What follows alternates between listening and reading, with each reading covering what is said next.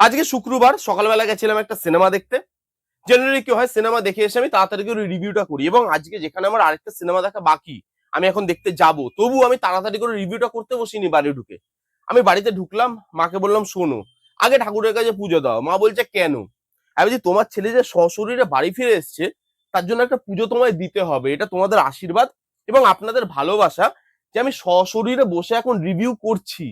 তাহলে হলের ভেতরে আমার যা ইচ্ছে তাই হয়ে যেতেই পারতো। এর দায় কারণ না, এর দায় আমার। কিসের দায়? পেটের দায়। নাহলে সকালবেলা আমি বাগি ফোর দেখতে যাই ঘুম নষ্ট করে। প্রডিউসাররা টাইগার শ্রফকে বলেছে ভাই বাগি আসছে, করবি তো? টাইগার শ্রফ নাচতে নাচতে বাগি করব বাগি করব। বাগি, চলো সবাই মিলে হাগি। পুরো টিম মিলে যখন হাগে, তখন তৈরি হয় বাগি ফোর। তারা 4বার হেগেছে, তাই বাগি ফোর। গল্প কি?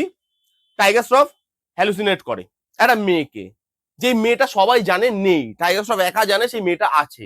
সেই মেয়েটাকে খোঁজার লড়াই, পুরো সিনেমা ধরে সেই মেয়েটাকে খুঁজে যায়, এবং পুরো সিনেমা ধরে টাইগার শ্রফ একটাই কথা বলে যায় সবাইকে, তুম মুঝে ছোড়কে নেই যা সকতে।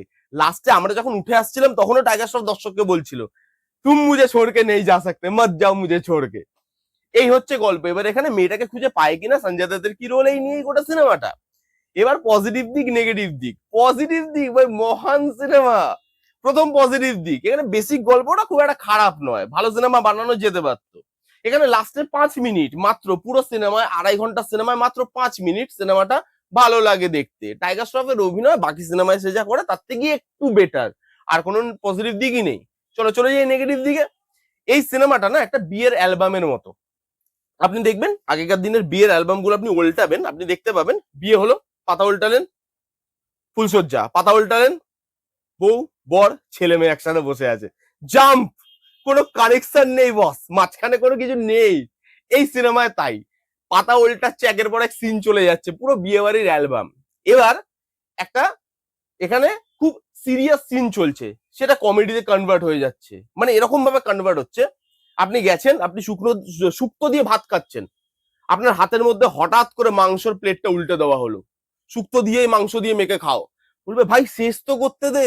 মানে আমি লিটারালি এরকম বলছিলাম হলে, যে ভাই সিরিয়াস সিন চলছে, সিনটাকে শেষ তো করো, তারপরে তো ওখানে কমেডিতে যাবে। এ কি করছো ভাই? এরকম ভাবে কে চলে যায়?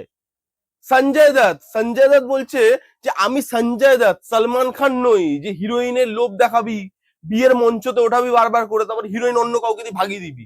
আমি সালমান নই, আমি সঞ্জয় দত্ত, সঞ্জু বাবা আমি।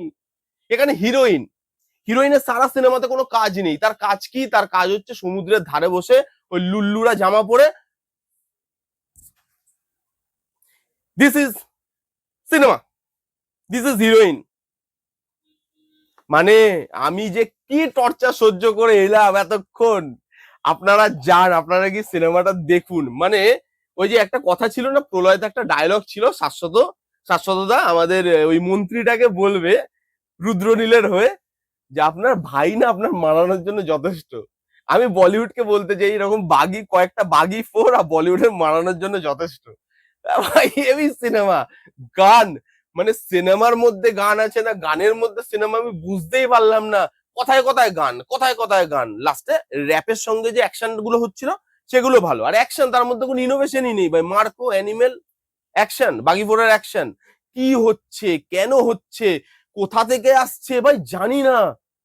মারছে, মারার পরই দেখি গান গান মানে গানের ইয়ে চলে এলো, গান করতে করতে আবার দেখি মারপিটে চলে গেল, মারপিট করতে করতে ইমোশনে চলে গেল, ইমোশন থেকে কমেডিতে চলে গেল, কমেডি থেকে আবার গানে চলে গেল।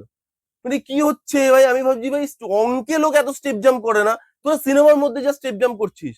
এই জিনিসটা সারা সিনেমা জুড়ে আমাকে সহ্য করতে হয়েছে। আর ভাই এখানে সত্যি কথা বলতে, মানে বলতে বাধ্য হচ্ছি, এরা কিভাবে ওই কর্পোরেট বুকিং করে। এতদিন তো জানতাম, আজকে সচক্ষে দেখলাম আমি জিনিসটা, এর আগেও হয়তো দেখেছি। সেটা হচ্ছে আমি প্রথমে আমি স্বভূমিতে দেখতে গেছিলাম, স্বভূমি আইনক্সে, ঠিক আছে। এবার আমি দেখে গেছিলাম যে হল মোটামুটি ভর্তি, 70% বুক ছিল। গিয়ে দেখি 4টে লোক, আর প্রত্যেকটা সিটের মধ্যে বাগি ফোরের পোস্টার লাগানো। আমি বলছি এর পরেও এই অবস্থা, কিচ্ছু নেই সিনেমাটার মধ্যে। আমি ফ্র্যাঙ্কলি স্পিকিং এই সিনেমাটা দেখতে যাওয়া আর মানে ওই টাকা দিয়ে অন্য কোথাও কোনো কিছু করা একই ব্যাপার। মানে টাকাটা যদি আপনি ফেলেও দেন আপনার গায়ে লাগবে না, যে আপনি মেন্টাল টর্চার থেকে বেঁচে যাবেন। আপনি ভাববেন যে ভাই টাকাটা ফেলবো না, ভাই আপনি ফেলে দিন, তা বাগি ফোর দেখতে যাবেন না। এটা আমার মানে মন থেকে আপনাকে বলা, আমার দর্শককে এটুকু বলার, এতদিন ধরে তারা চ্যানেল দেখছে, আমাকে সাপোর্ট করছে, তাদের জন্য আমি এটুকু করতেই পারি। এখানে কিভাবে সঞ্জয় দত্তকে প্রেজেন্ট করেছে, হাফ টাইমে সঞ্জয় দত্তকে আনছে, গল্প তারপরে কোথা থেকে কোথায় চলে গেল, লাস্টে গিয়ে হিরোইন যখন তখন যা খুশি করে দিচ্ছে, আরেকটা মেয়ে আছে সেই মেয়েটা কি করলো মাঝখানে এসে, পারফরমেন্স বাবারে বাবা, সবার পারফরমেন্স কি জালি কি জালি। সৌরভ সচদেবাকে কেন নিয়েছে আর কেন এই সিনেমা সাইন করেছে, সঞ্জয় দত্ত কেন নিয়েছে, কেন সাইন, সঞ্জয় দত্ত এটা দেখুন বুঝতে পারি, বাড়িতে বড় বড় পার্টি হয়, টাকা পয়সা লাগে, অনেক ফোয়ারা ছোটে তো, একটু টাকা পয়সা সঞ্জয় দত্ত তাহলে সঞ্জু বাবার লাগে, সেই জন্য এসব সিনেমা করে, যায় আসে না, জানে সঞ্জয় দত্ত কি সিনেমা হবে, জেনেই করে এগুলো, ওনাকে আমি কিছু দোষ দিচ্ছি না। সৌরভ সচদেবা কি করছে, টাইগার শ্রফ তুমি কামব্যাকের জন্য এর থেকে ভালো স্ক্রিপ্ট আর পেলে না, আরে কি জালি সিনেমা। যাই হোক, আমার মা পুজো দিয়ে দিয়েছে, আমি এখন মোটামুটি সেফ আছি পরের সিনেমা দেখতে যাওয়ার জন্য, কারণ এই পুজোটা আমি পরের সিনেমা দেখতে যাওয়ার জন্যও বলেছিলাম যে পরের সিনেমাটা দেখতে যাচ্ছি, আমার জন্য বেশি করে পুজো দাও। দেখি ওটা কি হয়, ওটা তো আসছে রিভিউ বিকাল বেলা। আপাতত এই ছিল বাগিপুরের রিভিউ, কারা কারা দেখেছেন আপনাদেরকে মতামত কমেন্ট করে জানান, কেমন লাগলো রিভিউটা জানাতে ভুলবেন না, ভালো লাগলে please give Thums up, like করবেন, কমেন্ট করবেন, শেয়ার করবেন, চ্যানেলটাকে মাস্ট মাস্ট সাবস্ক্রাইব করবেন। দেখা হচ্ছে নেক্সট কোনো ভিডিওতে, ততক্ষণ bye bye, take care and be safe.